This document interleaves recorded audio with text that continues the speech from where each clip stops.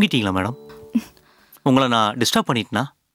இல்ல, மாதவி பக்கத்துல இல்லங்கிறப்போ எப்படி தூக்கம் வரும்? நீங்க அந்த ஃபீலிங்ல இருப்பீங்கன்னு தெரியும். அதுதான் கொஞ்ச நேரம் வந்து உங்ககிட்ட பேசிட்டு போலான்னு வந்தேன்.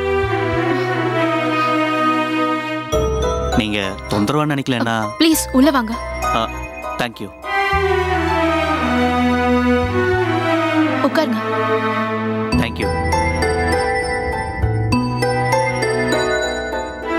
சாப்பிட்டீங்களா? என் பொண்ணு இல்லாம சாப்பிட கூட பிடிக்கல. இன்னைக்கு ஒரு நாள் தானே மேடம், நாளைக்கு அவ திரும்ப இங்க தானே வரப்போறா. அடுத்த வாரம் மறுபடியும் அவன் கிட்ட போயிடுவாள்ல. குழந்தை 2 நாள் அப்பா கூட இருக்கணுங்கிறது கோர்ட் உத்தரவு மேடம். அதை மீறி நடந்துக்கிறது லீகலா தப்பாயிடும் மேடம்.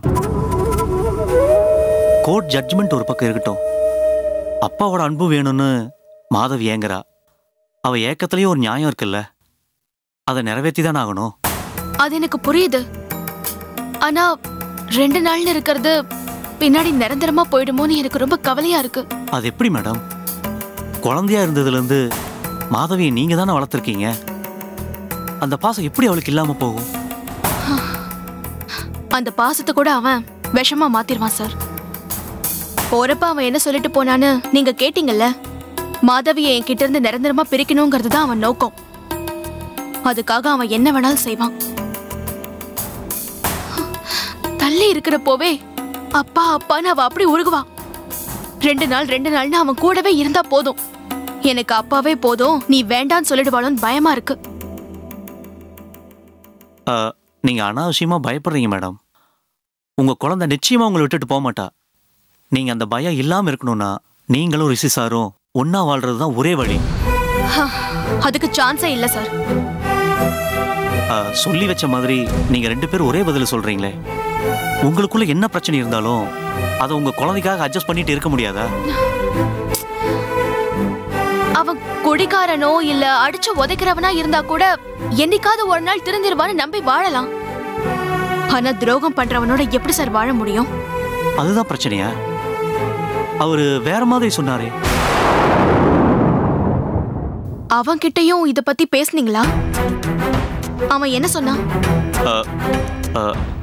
வேணாம் மேடம், சொன்னா வருத்தப்படுவீங்க. புதுசா அவன் என்ன சொல்லிருக்க போறான்? நான் ஒரு கோவக்காரி, பிடிவாதக்காரி, ராட்சசி, எப்ப பார்த்தாலும் சண்டை போட்டுக்கிட்டே இருப்பேன், என் கூட மனுஷனால வாழ முடியாது. 7 வருஷமா மத்தவங்க கிட்ட சொன்னதானே இப்ப உங்ககிட்ட சொல்லிருப்பான். நீங்க சரியாதான் அவரை புரிஞ்சு வச்சிருக்கீங்க மேடம். ஆனா அவருதான் உங்களை புரிஞ்சுக்கலையோன்னு தோணுது. இல்லைன்னா உங்களை பத்தி இவ்வளவு தப்பா பேசியிருக்க மாட்டாரு. எல்லாமே உங்க தப்பு தான் சொல்லியிருக்க மாட்டாரு.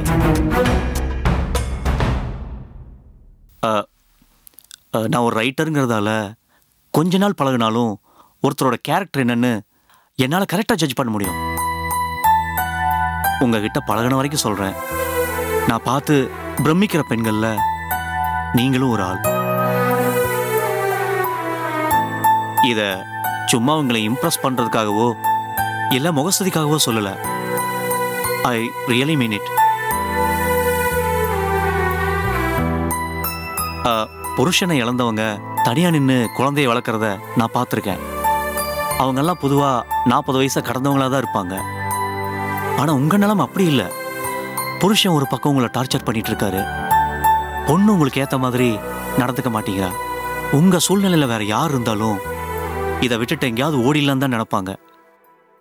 ஆனால் நீங்கள் எல்லாத்தையும் சகிச்சுக்கிட்டு நீங்கள் வாழ்ந்துட்டு இருக்கீங்க. உங்கள் பொண்ணுக்காக உங்கள் வாழ்க்கையை தியாகம் பண்ணியிருக்கீங்க. இவ்வளவு சின்ன வயசுல இவ்வளவு பெரிய கமிட்மெண்ட் ஏத்துக்கிறதுக்கு ஒரு பெரிய பக்குவம் வேணும். Hats off to you. நீங்க கோவப்படுறதா ரிஷி சார் பெரிய குறையா சொல்றாரு. ஆனா அதுதான் எனக்கு பாசிட்டிவ் பாயிண்டா தோணுது. ஏன்னா கோவம் இருக்கிற இடத்துல தான் நியாயமும் உண்மையும் இருக்கும். உங்க கோவத்துக்கு பின்னால என்ன நியாயம் இருக்குன்னு அவர் ஒரு நிமிஷம் யோசிச்சு பார்த்துருந்தா போதும், உங்களுக்குள்ள எந்த பிரச்சனையும் வந்திருக்காது. உங்களை மாதிரி ஒரு கேரக்டர் மனைவியா அமையிறது ரொம்ப அபூர்வம். யாருக்குமே அமையாத அந்த வாழ்க்கை ரிஷி சாருக்கு கிடைச்சிருக்கு.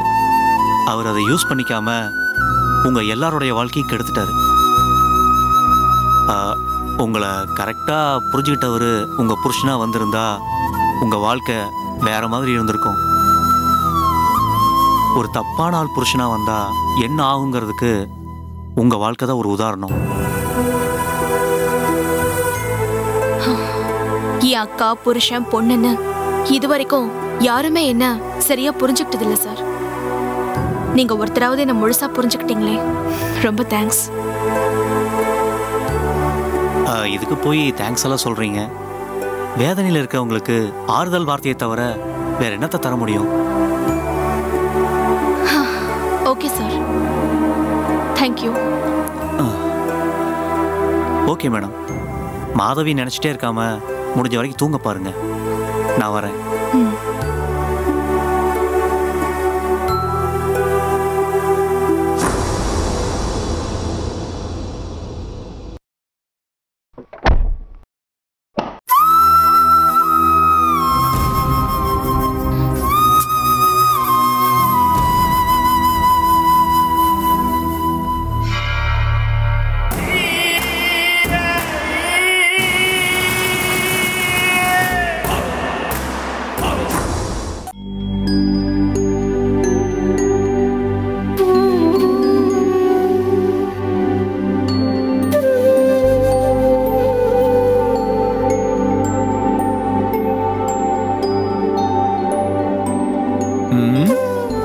மாதவி பாப்பா இப்ப சமத்தா பால் குடிக்க போறாங்க. மாதவி குடி தூங்கிட்டா. தூங்குற பாப்பாவை எப்படி எழுப்பணும்னு எனக்கு நல்லா தெரியும். தூங்கிட்டேன்னு சொன்ன பாப்பா இப்ப எப்படி பேசுது? பாப்பா முழிச்சிட்டானே. அப்படி சமத்தா இந்த பாலையும் பாப்பா குடிக்க போகுது.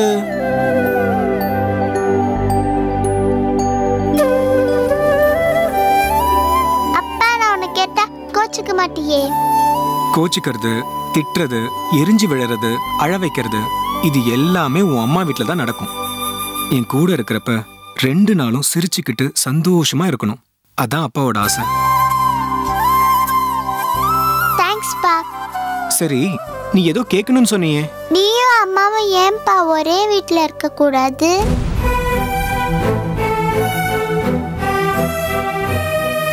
ஏன்பா நீயும் அம்மா மாதிரியே முறைக்கிற? அப்பா உன்னை முறைக்கலடா செல்லும், சும்மா தான் பார்த்தேன். என்ன விஷயம் சொல்லு. என் ஃப்ரெண்ட்ஸோட அம்மா அப்பாலாம் ஒரே வீட்டில் தான் இருக்காங்கப்பா. ஏதாவது ஃபங்க்ஷன்னா ஒன்னா ஸ்கூலுக்கு வராங்க, வெளியிலையும் ஒன்னா அவுட்டிங் போறாங்க. நீயும் அம்மாவும் ஏன்பா அப்படி இல்லை? உன் ஏக்கம் எனக்கு புரியுதுடா செல்லும். நீ கேட்குற எல்லா கேள்விக்கும் என்கிட்ட பதில் இருக்கு. ஆனா சொன்னா உன்னால புரிஞ்சுக்க முடியாதுடா. நான் புரிஞ்சுக்கிற சொல்லுப்பா. உன் அம்மா கூட யாராலுமே இருக்க முடியாதுமா. கிட்டத்தட்ட 7 வருஷம் வாழ்ந்திருக்கேன், சித்திரவதையும் அனுபவிச்சிருக்கேன். ஒரு நாள் கூட அவ என்ன நிம்மதியா இருக்க விட்டது இல்லடா. சின்ன சின்ன விஷயத்துக்கெல்லாம் கோவப்படுவா, சண்டை போடுவா, என்ன மரியாதை இல்லாம எடுத்தெறிஞ்சு பேசுவா. இருந்தாலும் அவளை விட்டு வந்துடக்கூடாதுன்னு தான் எல்லாத்தையும் பொறுத்துக்கிட்டு அவ கூட இருந்தேன். ஆனா ஒரு லெவலுக்கு மேல என்னால தாங்கிக்க முடியலடா. அதான் தனியா வந்துட்டேன். இப்ப எனக்கு பதிலா நீ அவகிட்ட மாட்டிக்கிட்டு கஷ்டப்படுற. அம்மா அடிச்சாங்க திட்டுறாங்கன்னு சொல்றப்பெல்லாம் அப்பாவுக்கு எவ்வளவு கஷ்டமா இருக்கும் தெரியுமா? என்னாலேயே அவ பண்ற கொடுமையெல்லாம் தாங்க முடியலையே. நீ எப்படிதான் இத்தனை வருஷம் அவ கூட சேர்ந்து இருந்தியோ தெரியல. அம்மா எப்பவுமே அப்படி இருக்க மாட்டாங்கப்பா. சில சமயம் பாசமா நடந்துக்குவாங்க, நான் கேட்டதெல்லாம் வாங்கி கொடுப்பாங்க. அதெல்லாம் வெறும் நடிப்புடா, வேஷம். அவளுக்கு உன் மேல பாசமும் அக்கறையும் கொஞ்சம் கூட இல்ல. நீ என் கூட இருக்கணும்னு ஆசைப்படுற. அவ நல்லவளா இருந்தா அதை நிறைவேற்றி வச்சிருக்கணும்ல. ஆனா ஏன் அதையெல்லாம் தடுக்கணும்னு நினைக்கிறா? நீ நானும் ஒன்னாவே இருக்கக்கூடாது, பிரிஞ்சிருந்து கஷ்டப்படணுங்கிறது அவளோட ஆசை. அதுக்காக தான் கோர்ட்ல உன்னை என் கூட அனுப்ப முடியாதுன்னு சண்டை போட்டா. ஆனா 2 நாளாவது அவ தொல்லை இல்லாம நீ என் கூட இருக்கணும் தான் நான் போராடி ஆர்டர் வாங்கியிருக்கேன். இப்ப நீயே சொல்லு, உன் மேல யாருக்கு அக்கறை அதிகம்? எனக்கா அவளுக்கா? உனக்கு தான்ப்பா. உனக்காக நான் அவ கூட இருக்கிறதுக்கு கூட ரெடிமா. ஆனா அவளால இதை ஏத்துக்க முடியாது. நீ இதை போய் கேட்டனா அனாவசியமா அவகிட்ட அடிதான் வாங்குவ. என் மாதவி செல்லும் என்னால அடி வாங்க கூடாதுன்னு நான் நினைக்கிறேன். இப்போதைக்கு நம்ம தனியா இருப்போம். சூழ்நிலை அமையறப்ப நான் இதை பத்தி பேசுறேன். நீ அவசரப்பட்டு ஏதாவது பண்ணிட்டேன்னு வச்சுக்க, 2 நாள் நீங்க இருக்கிறத கூட அவ கெடுத்துருவா. அது உனக்கு ஓகேவா? இல்லப்பா. அப்ப நான் சொல்றத கேளு. 5 நாள் அந்த ஜெயில இருந்துக்கோ. 2 நாள் என் கூட எந்த டென்ஷனும் இல்லாம ஃப்ரீயா இரு. உனக்கு எந்த கட்டுப்பாடுமே இல்ல. உன் இஷ்டப்படி என்ன வேணாலும் பண்ணிக்க. உனக்கு ஏதாவது தேவைன்னா என்கிட்ட தாராளமா கேட்கலாம். அங்க உனக்கு எதெல்லாம் கிடைக்கலையோ அதெல்லாம் இங்க கிடைக்கும்டா. நீ சந்தோஷமா ஜாலியா இருக்கிறதா எனக்கு முக்கியம். தேங்க்ஸ்பா. சரிம்மா, ரொம்ப டைம் ஆயிடுச்சு. காலையில சீக்கிரம் எந்திரிச்சு சாப்பிட்டுட்டு அப்படியே அவுட்டிங் போலாம். ஓகேவா? ஓகேப்பா. போய் தூங்குங்க.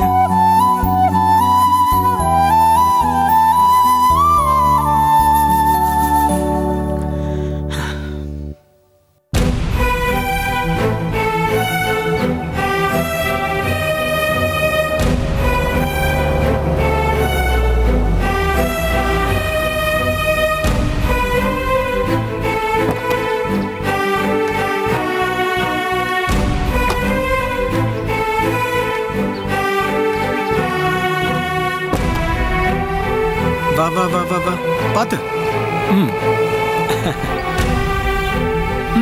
பாத்து பாத்து.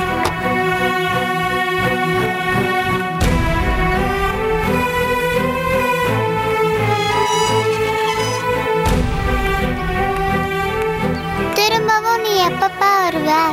அடுத்த வாரம் சனிக்கிழமை கண்டிப்பா வந்து உன்னை கூட்டு போறேன்டா. அது வரைக்கும் ஒரு நாள் கூட வர மாட்டியா? தினமும் நான் வர ரெடியா தான்டா இருக்கும் செல்லும். ஆனா அந்த ராட்சசி அதுக்கு அலோவ் பண்ண மாட்டாளே. எதுக்குடா இங்க வந்து பேய் பிடிச்ச மாதிரி கத்துவாடா செல்லும். ப்ளீஸ் பா, எனக்காக ஒரு நாளைக்கு வாங்க. வீட்டுக்கு வந்தா தானே அம்மா சண்டை போடுவாங்க. லஞ்ச் டைம்ல ஸ்கூலுக்கு வாங்க. எங்க கிளாஸ் பூஜா மிஸ் அம்மாவை மாதிரி இல்லப்பா. அவங்க ரொம்ப நல்லவங்க. சரிம்மா, நான் ட்ரை பண்றேன். ட்ரை பண்றேன்னு சொல்லாதீங்கப்பா. கண்டிப்பா வரேன்னு சொல்லுங்கப்பா. ஓகேடா குட்டி, மாது குட்டிக்காக நிச்சயமா வருவேன். வா.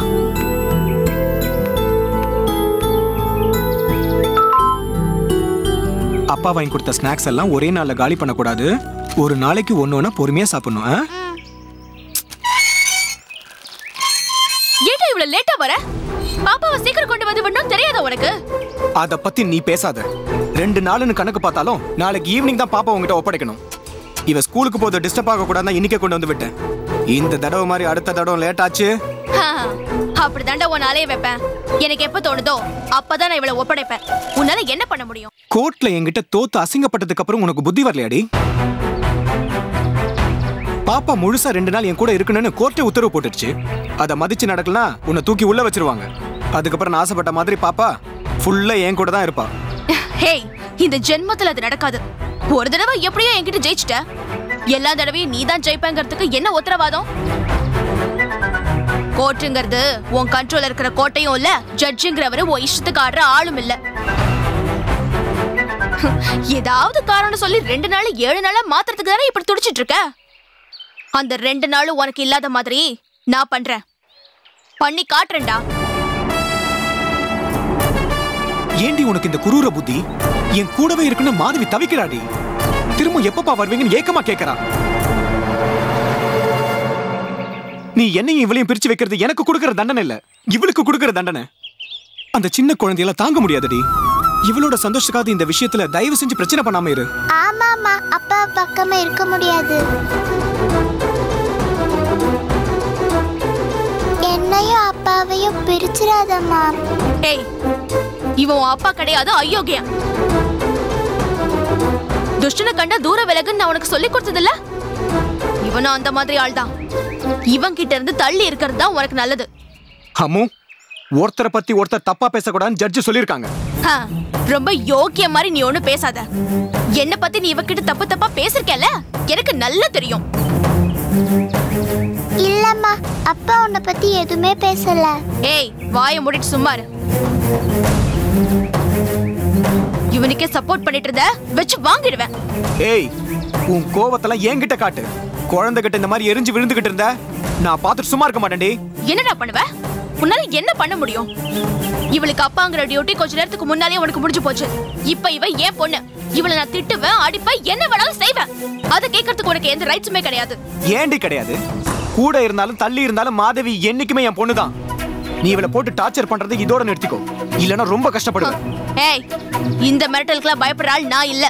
நான் மிரட்டலடி, நடக்க போறதை தான் சொல்றேன். உன் கூட இருக்கிறப்ப இவளை அடிக்கிறியோ திட்டுறியோன்னு தெரிஞ்சது நான் மனுஷனாவே இருக்க மாட்டேடி. ஆஹா, இப்ப மட்டும் நீ என்ன மனுஷனாவா இருக்க? ஏய். எப்ப பார்த்தாலும் நாய் மாதிரி கத்திக்கிட்டே இருக்க. அம்மோ. ஏய், அப்பா சண்டை போடாதீங்கப்பா, கிளம்புங்கப்பா. இல்ல மாதவி, இவ ரொம்ப ஓவரா பேசிக்கிட்டு இருக்கா. இன்னைக்கு இவளுக்கு ஒரு முடிவு கட்டுறேன். ஏய், நீ எனக்கு முடிவு கட்டுறியா இல்ல நான் உனக்கு முடிவு கட்டுறான்னு பாக்கலாம். ஹலோ ஹலோ ரிஷி சார், என்ன சார் இது? குழந்தைய வச்சுக்கிட்டு சண்டை போட்டுக்கிறீங்க. மாதவி, நீ உள்ள போய் விளையாடுமா. போமா. என்ன சார் நடக்குது? நீங்க 2 பேரும் மாதவியோட அம்மா அப்பா ஏதோ ரவுடிக மாதிரி சண்டை போட்டுக்கிறீங்க. அசிங்கமா இல்லையா? இந்த சண்டையை ஆரம்பிச்சு வச்சது இவ தான் சார். யார் ஆரம்பிச்சாங்கிறது இப்ப பிரச்சனை இல்லை சார். பாப்பாக்கு முன்னால இப்படி நீங்க அடிச்சுக்கிறது தான் பிரச்சனை. இந்த தப்ப பண்ணாதீங்கன்னு தானே ஜட்ஜ் உங்களுக்கு அட்வைஸ் பண்ணாரு. அதை மதிக்காம இப்படி நடந்துக்கலாமா? சார், இதை என்கிட்ட கேட்காதீங்க, அவகிட்ட கேளுங்க சார். மாதவி அம்மா கிட்ட 5 நாளும் அப்பா கிட்ட 2 நாளும் இருக்கணும்னு ஜட்ஜ் உத்தரவு போட்டிருக்காங்க. இந்த அரேஞ்ச்மெண்ட்டை மதிக்காம இவதான் சார் தகராறு பண்ணிக்கிட்டு இருக்கா. சனிக்கிழமை காலையிலேயே மாதவி என்கிட்ட ஒப்படைக்கணும்னு இவகிட்ட சொல்லி வைங்க. முத தடவைங்கிறதுனால இதோட விட்டுட்டு போறேன். திரும்ப இதே போல பண்ணிக்கிட்டு இருந்தா நல்லா இருக்காது சார். டேய், என்ன? மேடம், நீங்க கொஞ்சம் அமைதியா இருங்க.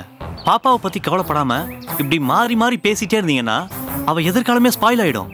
அதை ஏன் புரிஞ்சுக்க மாட்டேங்கிறீங்க? பாப்பாக்காக உங்களால சேர்ந்து வாழ முடியாது. சரி, சண்டை போட்டுக்காம கூடவா இருக்க முடியாது? பிரச்சனையை யார் ஆரம்பிச்சா என்ன? இன்னொருத்தர் அதை கண்டுக்காம போக வேண்டியதானே? பேசி பேசி அதையா பெருசாக்குறீங்க? வார்த்தைக்கு வார்த்தை பதில் பேசுறதால நம்ம ஈகோக்கு வேணா கொண்டாட்டமா இருக்கலாம், ஜெயிச்சிட்டோங்கிற சந்தோஷம் கிடைக்கலாம். ஆனா அதெல்லாம் தற்காலிகமானது தானே. நீங்க கோவமா பேசிக்கிறத பார்த்து பார்த்து நாளைக்கு உங்க பொண்ணு மன ரீதியா பாதிக்கப்பட்டா என்ன பண்ணுவீங்க? ஐயோ, குழந்தைய பத்தி யோசிக்காம பைத்தியக்காரத்தனம் பண்ணிட்டோம்னு அன்னைக்கு நீங்க வருத்தப்படுறதுல ஒரு பிரயோஜனமும் இல்லை. உங்க ஈகோ, பிடிவாதம், சண்டை இது எல்லாத்தையும் விட உங்க குழந்தையோட எதிர்காலம் ரொம்ப முக்கியம் சார். உங்க சண்டையால அவ வாழ்க்கை அநியாயமா பலி கொடுத்துறாதீங்க. சாகிற வரைக்கும் அவளை நினைச்சு நீங்க அழ வேண்டியதாயிடும். நல்லா புரியுற மாதிரி அவளுக்கு எடுத்து சொல்லுங்க சார். நான் உங்களுக்கும் சேர்த்து தான் சொல்றேன் ரிஷி சார். இவங்களையே குறை சொல்லிட்டு இருக்காம நீங்க உங்களையும் கொஞ்சம் கரெக்ட் பண்ணிக்க பாருங்க. சனிக்கிழமை காலையில மாதவியை உங்ககிட்ட ஒப்படைக்கணும். அதுதான் உங்க கண்டிஷன். ஆமா, அடுத்த வாரத்துல இருந்து அது நடக்கும். நான் கேரண்டி. நீங்க கிளம்புங்க. உங்க வார்த்தையை மட்டும்தான் சார் நான் நம்பி போறேன்.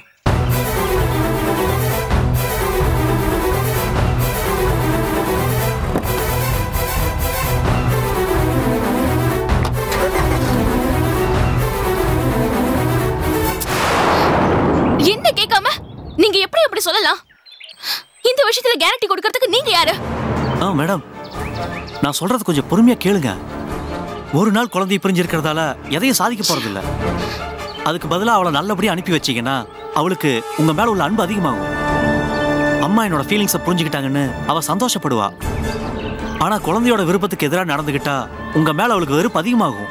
அது மனதளவுல கொஞ்சம் கொஞ்சமா உங்ககிட்ட இருந்து அவளை பிரிச்சிடும். நிரந்தரமா அப்பா கூட இருந்தா நல்லா இருக்குங்கிற முடிவுக்கு வந்துருவா. ஒரு வெல்விஷர்ங்கிற முறையில நான் சொல்றேன். நீங்க குழந்தைய இழந்துடக்கூடாதுங்கிற நல்ல எண்ணத்துல தான் நான் சொல்றேன். இதை ஏத்துக்கிறதும் ஏத்துக்காததும் உங்க இஷ்டம்.